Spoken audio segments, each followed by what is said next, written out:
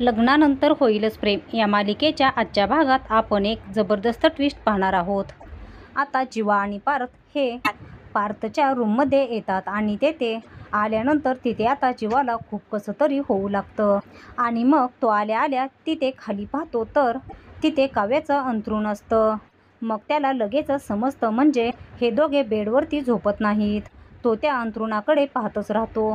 तेव्हा आता पार्थ हा बेडवरती बसतो आणि जीवा काव्याचं जे अंथरूण असतं ना तिथे खाली झोपायला जातो।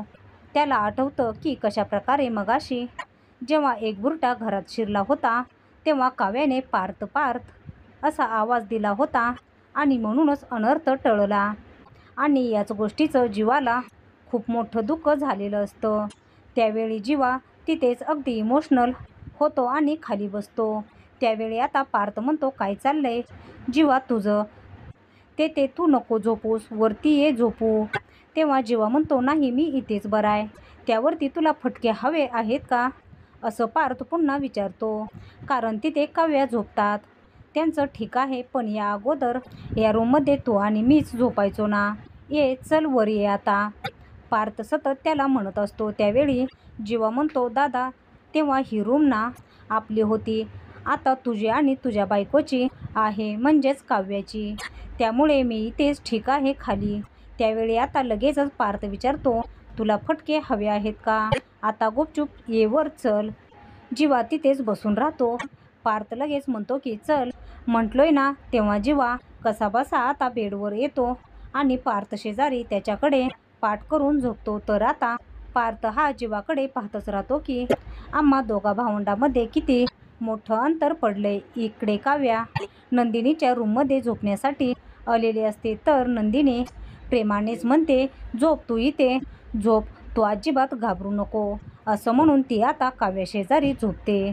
तेव्हा आता नंदिनी काव्याच्या हातावर हात ठेवते आणि तिच्या डोक्यावरून हात फिरवणार असते, परंतु काव्या लगेचच आपली कूस बदलून नंदिनीकडे पाठ करून झोपते। मग आता काव्याला लगेचच समोर नंदिनी आणि जीवाच्या लग्नाचा फोटो दिसतो। तेव्हा तिला त्या फोटोमुळे खूपच त्रास होऊ लागतो। ती आता लगेचच उठते आणि नंदिनीला म्हणते की ताई तू या साईडने झोपते का? मी तिकडच्या बाजूने झोपते। त्यावेळी नंदिनी म्हणते, काही हरकत नाही, काही प्रॉब्लेम नाही, तू झोप या साईडला। मग काव्या लगेचच आपली जागा चेंज करते जेणेकरून तिला त्या दोघांच्या लग्नाचा फोटो दिसू नये म्हणून। त्यानंतर नंदिनी पुन्हा एकदा डोक्यावरून हात फिरवत म्हणते, हे बघ काव्या, तू कसलीच काळजी करू नकोस, मी आहे ना इथे, तुला काही होणार नाही इथे असं म्हणून ती तिला अगदी लहान बाळासारखं थोपटवत असते। दुसरीकडे पार्थला सुद्धा आता झोप येत नसते। तो सारखं आपली कूस बदलत असतो आणि जीवाकडे पाहतो, जीवाच्या डोक्यावरून हात फिरवतो आणि त्याला सुद्धा अगदी लहान बाळासारखं थोपटवत असतो आणि त्याला जीवाबद्दल खूप वाईट वाटत असतं। तर नंदिनीची सुद्धा तीच अवस्था झालेली असते। नंदिनी आता काव्याच्या डोक्यावरून हात फिरवते, मग काव्याला जरा शांत झोप लागते। तर आता दुसऱ्या दिवशी सकाळी पार्थ लवकर ऑफिसला जायला निघतो। त्याला आता कॉफी प्यायची असते म्हणून तो डायनिंग टेबलवरती बसतो। तेवढ्यात नंदिनी त्याची कॉफी आणि टिफिन घेऊन येते। मग आता तो विचारतो, काय कॉफी आणि टिफिनसुद्धा? मग आता तो अगदी हसतच तिच्याकडे पाहतो आणि आई कुठे गेली असं विचारतो।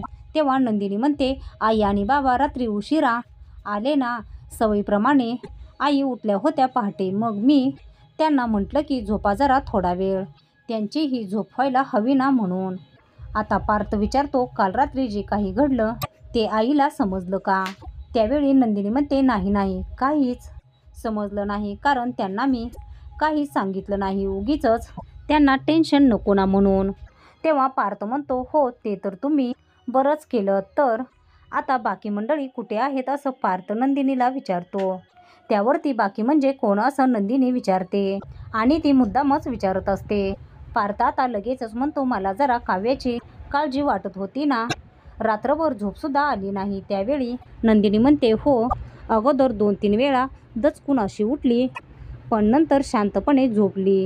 त्यावेळी पार्थ म्हणतो, मला असं वाटत होतं की येऊन बघावं, त्यांना भेटावं, पण म्हटलं की डिस्टर्ब होईल म्हणून म्हटलं की नकोच।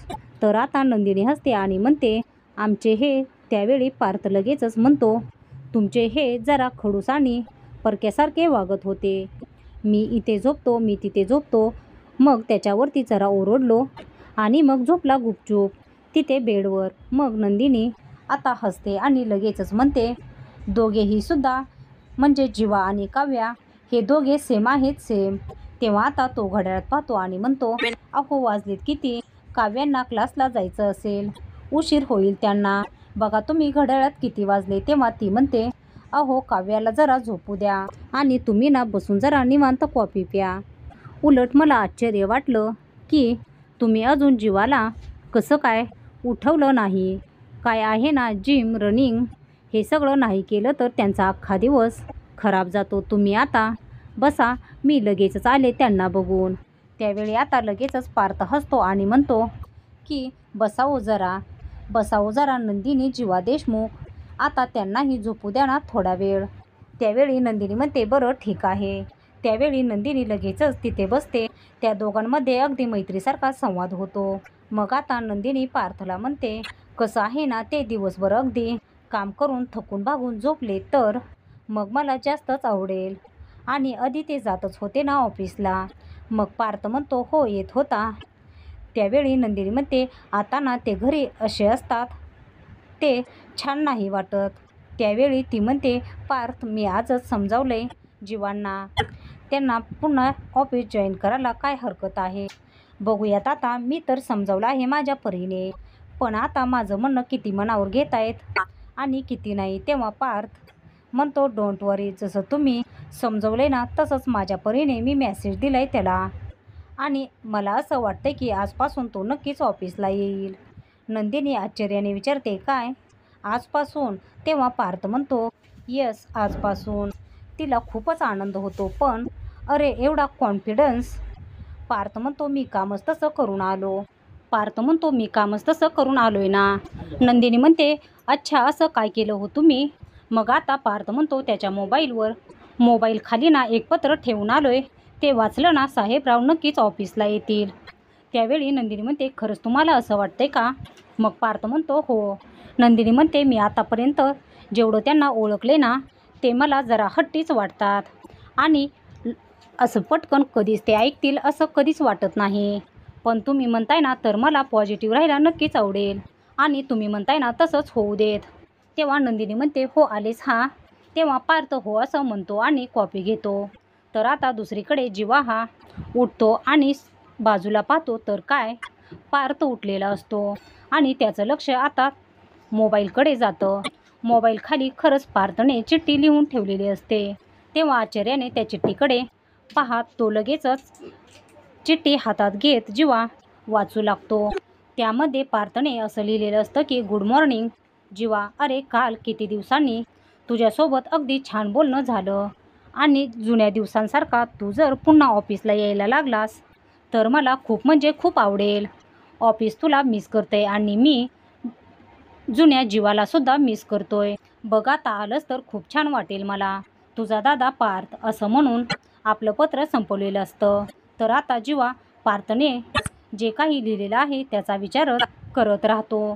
तर दुसरीकडे पार्थ हा फोनवरती बोलत असतो. मी लगेचच ऑफिसला पोचतोय असं म्हणून फोन ठेवतो. त्याचवेळी रम्या आता आवरून तेथे येते आणि पार्थ, निघायचं ना? तो म्हणतो, हो निघायचं आहे. चल मी पुढे गाडी काढतो, तू पटकन ये.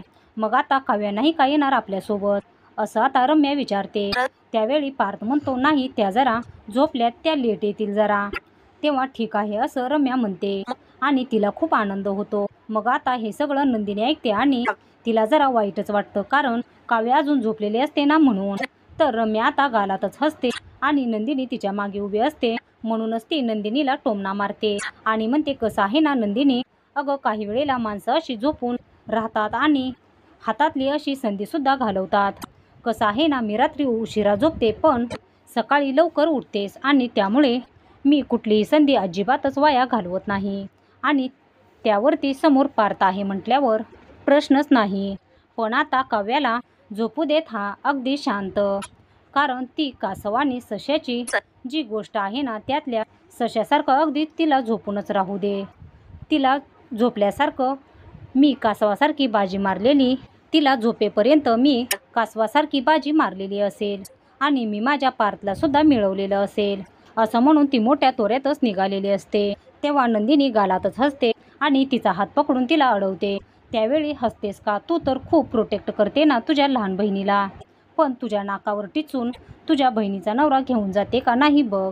आणि तेव्हा सुद्धा तू अशीच बघत उभी राहशील पण काही करू शकणार नाही. मग नंदिनी त्यावर काहीच उत्तर देत नाही, फक्त गालात हसते. ते पाहून लगेचच रम्या विचारते, काय झालं ग तुला? आज एवढी मुख गिळून का गप्प आहेस? तू मला काही उत्तर देणार नाहीस का? त्यावेळी नंदिनी आता लगेचच म्हणते की तुला सांगितलं ना एकदा मी नंदिनी आहे, आणि नंदिनी बोलून दाखवत नाही तर करून दाखवते. तेव्हा तुला जे काही करायचं आहे ना ते तू करत बस. तोपर्यंत मी माझ्या पार्थबरोबर ना ऑफिसला जाऊन येते. शायनिंग मारत रम्या नंदिनीला बाय असं म्हणते आणि तेथून मोठ्या तोऱ्यात निघून जाते. त्यानंतर नंदिनीला समजतं, अरे देवा, पार्थ तर डबा घरीच विसरले. मग आता त्यानंतर तिच्या लक्षात येतं की राहू दे त्यांचा डबा, आज ना घरीच राहू दे. पार्थना आज घरचं जेवशील परंतु पार्थना आज घरीच जेवतील, परंतु त्यांचा डबा ना त्यांची बायको ऑफिसपर्यंत नक्कीच पोहोचवेल. त्यानंतर आता इकडे जीवा हा रूममध्ये येतो आणि समोर काव्याला असं झोपलेलं पाहतो. काव्याला असं झोपलेलं पाहून त्याला खूपच वाईट वाटतं, कारण ती घाबरूनच अशी झोपलेली असते. तो इमोशनल होतो आणि तिच्याजवळ जातो. तिच्याजवळ जाऊन बसतो. तिच्या डोक्यावरती अगदी प्रेमाने हात फिरवतो. तेव्हा आता काव्याला जाग येते. ती हसतच आता उठते. मग आता तो प्रेमाने तिची विचारपूस करू लागतो की कशी होती कालची रात्र, काल नीट झोप लागली का, कारण तू खूप घाबरली होतीस ना म्हणून विचारलं. तेव्हा काव्या लगेचच विचारते, जीवा, तू एवढ्या प्रेमाने विचारपूस केल्यावर मला बरं वाटणारच ना रे. तेव्हा आता जीवा म्हणतो की माझी ही खोली आहे आणि माझी कायमच एक इच्छा होती, मी या खोलीत नेहमी यावं आणि तुम्हाला अशी गाढ झोपलेली दिसावी, आणि आता दिसतंय काय तर हे. असं म्हणून तो आता जीवा आणि नंदिनीच्या फोटोकडे बोट दाखवतो. काव्या जरा घाबरते, पण हा जीवाचा सगळा भास असतो. खरं तर हे सगळं त्याला आठवत असतं. मग त्यानंतर काव्या इकडे कूस बदलते आणि ती आता झोपेतून उठते. तिला समोर जीवा दिसतो. ती म्हणते की जीवा, तर जीवा तिच्याकडे दुर्लक्षच करतो. मग आता उठून ती लगेचच त्याच्याजवळ येते आणि त्याला गुड मॉर्निंग असं म्हणते. तेव्हा ती विचारते, झोप लागली का तुला? तेव्हा आता तो म्हणतो, हो पूर्वी ना ती माझी रूम होती. तो विचारतो, तुला लागली का? त्यावरती ती म्हणते, अगोदर नाही लागली, पण हळूहळू डोळ्यांनी पापण्यांचा आणि मनाने स्वप्नांचा ताबा घेतला. असं म्हणून ती जीवाला जुन्या आठवणी सांगते.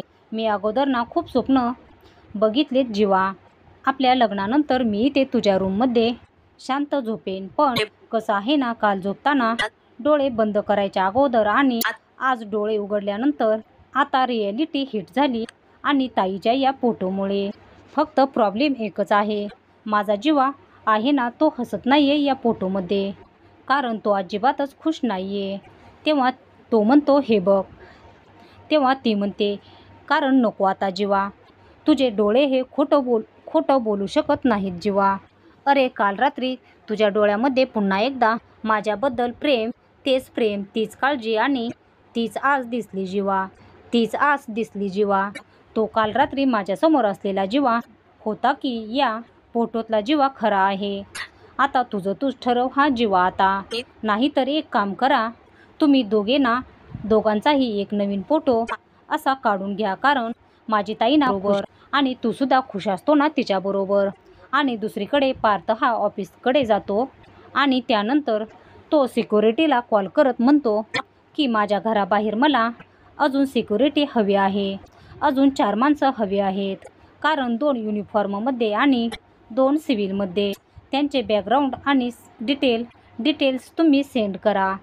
तेवढ्यातच तिथे 2 ॲसिस्टंट तिथे येतात. ती दोघीही खूप खुश असतात आणि म्हणतात, हॅलो सर, तुम्ही सांगितली तशी जीवा सरांची केबिन आम्ही रेडी ठेवली आहे आणि त्यांच्यासाठी आम्ही अगदी बुकेसुद्धा आणलाय. तेव्हा बुके कशाला असं पार्थ विचारतो.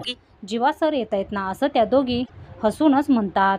मग आता जीवा पुन्हा एकदा ऑफिसमध्ये येणार म्हणून सगळ्यांनाच खूप आनंद झालेला असतो. तेव्हा पार्थ म्हणतो, बुकेचा जे काही खर्च असेल ना तो अकाउंटकडून क्लिअर करून घ्या. त्यावेळी आता लगेचच त्या दोघी म्हणतात, नाही सर, सगळ्यांकडून जीवा सरांच्या वेलकम करता आहे, पण जीवा सर ऑफिस रिजॉईन करतील ना? तेव्हा पार्थ म्हणतो, आपण आपलं काम अगदी प्रामाणिकपणे केले ना, बाकी आता सगळं जीवावरती डिफेंड असेल. By the way, thank for the bouquet असं आता पार्थ म्हणतो. त्यावेळी त्या थँक्यू सर असं म्हणून त्या तेथून निघून जातात. तेव्हा पार्थ हा लगेचच म्हणतो की माझं मन मला सांगतंय आज माझा जीवा नक्कीच ऑफिसला येणार. असं म्हणून तो आता जीवा कधी ऑफिसला येईल ना त्याचीच वाट पाहत असतो. दुसरीकडे काव्य आता इमोशनल होते आणि जीवाला म्हणते, अरे आता तू मान्य तरी कर ना, माझ्याबद्दल अजूनही तुला काहीतरी वाटतंय म्हणून. तेव्हा आता जीवा म्हणतो, करेक्ट आहे तुझं, म्हणजे तसं असेल ना तर माझा आणि नंदिनीचा नवीन फोटो नक्कीच बनवून घेईन. तेव्हा आता काव्याला धक्काच बसतो आणि ती आश्चर्याने त्याच्याकडे पाहते. पुढे आता जीवा म्हणतो, आमचं सगळं काही नीट चाललंय, तर आता त्या फोटोतही तसं येऊ देत आणि येईलच, कारण आम्ही जे बोलतो ना तसं वागतो सुद्धा, अशी काव्याला जणू तो धमकीच देत असतो. तेव्हा काव्याला जीवाचं हे बोलणं ऐकून जरा शॉकच बसतो आणि जीवा एवढा कसा बदलला या गोष्टीचं आश्चर्य वाटतं. तेव्हा काव्याच्या डोळ्यात आता पाणी येतं. म्हणते, जीवा अरे तू एवढा?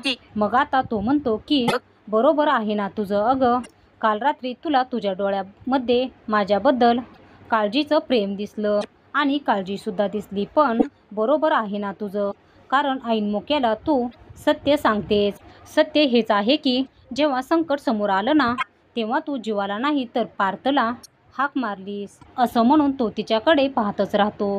तेव्हा आता काव्या त्याच्याकडे पाहते आणि म्हणते, जीवा अरे तू असं का बोलतोस? हो मारली की नाही हाक, असं तो विचारतो. तेव्हा आता ती म्हणते की जीवा ऐकून घे जरा. मग आता तो रागातच म्हणतो, मला उलगडा अजिबात नकोय, समजलं? अगं शेवटी मनात जे असतं ना तेच नेहमी ओठावर येतं. असं म्हणून काव्याचं प्रेम तो सतत ठोकरावत असतो आणि त्याचं बोलणं काव्याच्या मनाला हे खूपच लागतं. त्यानंतर तो म्हणतो, तुझ्या मनात कोण आहे, काय आहे हे मला काल बरोबर दिसलं. आता आमची खोली, आमचा फोटो, आमच्या संसाराचं काय करायचं हे माझं मी बघेन.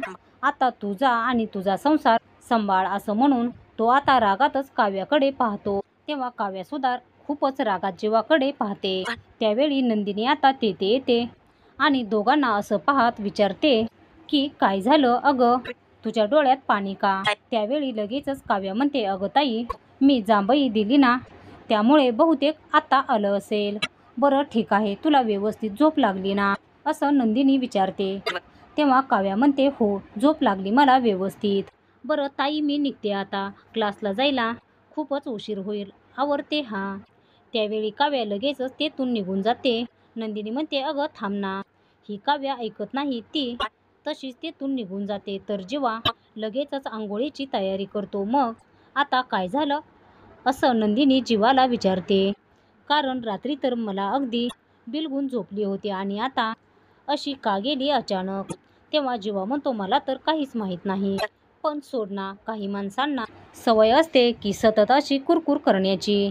आणि बाय द वे, मी आजपासून मी ऑफिसला जाणार आहे, असं तो नंदिनीला म्हणतो. तेव्हा नंदिनीला पटकन ती गोष्ट लक्षात येत नाही. तेव्हा ती म्हणते, एक मिनिट हा काय म्हणालात तुम्ही, आजपासून ऑफिसला जाणार आहात का? तो म्हणतो, हो मी ऑफिसला जाणार आहे. तेव्हा नंदिनीला खूपच आनंद होतो. अरे वा, खूप छान न्यूज दिली तुम्ही मला. बरं आता तुम्ही एक काम करा, तुम्ही आवरून घ्या आणि मी तुमच्यासाठी टिफिन हा रेडी करते हा. तेव्हा आता ती विचारते, एक काम करू, मी बटाट्याची भाजी करू का मसाले भात करू तुमच्यासाठी?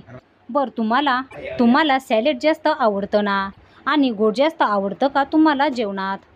तर गोड करते काहीतरी, तुम्हाला चालेल का? तर आता जीवा नुसता नंदिनीच्या बोलण्याचा विचारच करत असतो आणि म्हणतो, मी ना ऑफिसला काम करायला चाललो, डबा खायला नाही. असं म्हणून तो आता बाथरूममध्ये जातो. तर नंदिनी त्याच्याकडे प्रेमानेच बघते आणि नंदिनी मनातच विचार करते, हे ऐकण्यासाठी माझे कान तर अगदी तरसले होते जीवा, आणि तुम्ही ऑफिसला जाता हे बघून मला किती बरं वाटलं हे तुम्हाला कसं सांगू. आणि खरं तर पार्थला थँक्यू म्हटलं पाहिजे कारण त्यांचं म्हणणं हे त्यांच्या भावाच्या बाबतीत खरंच ठरलं. आता एक काम करते, आईंना ही गोष्ट सांगते आणि त्यांना जेव्हा हे समजेल ना तेव्हा खरंच त्यांना खूप आनंद होईल. त्यानंतर आता मानिनी ही झोपेतून उठते आणि आवरून सावरून लगेचच किचनमध्ये येते. तर आता नंदिनी ही जीवाच्या टिफिनची तयारी करत असते आणि मानिनीला लगेचच गुड न्यूज देते की जीवा हे ऑफिसला जातायत. तेव्हा मानिनी हसते आणि विचारते, काय जीवा ऑफिसला जातोय? मला खरं सांग, तू गंमत करतेस ना माझी? तेव्हा आता ती म्हणते, अहो खरं सांगते मी आई, गंमत कशाला करू, जीवा शपथ घेऊन सांगते मी तुम्हाला. त्यावेळी मानिनी म्हणते, अरे वा वा, एकदम छान. हा चला, आता तुझ्यामुळे जीवा हा ऑफिसला जाणार आहे, पण भारी जमवलं कसं ते सांग ना.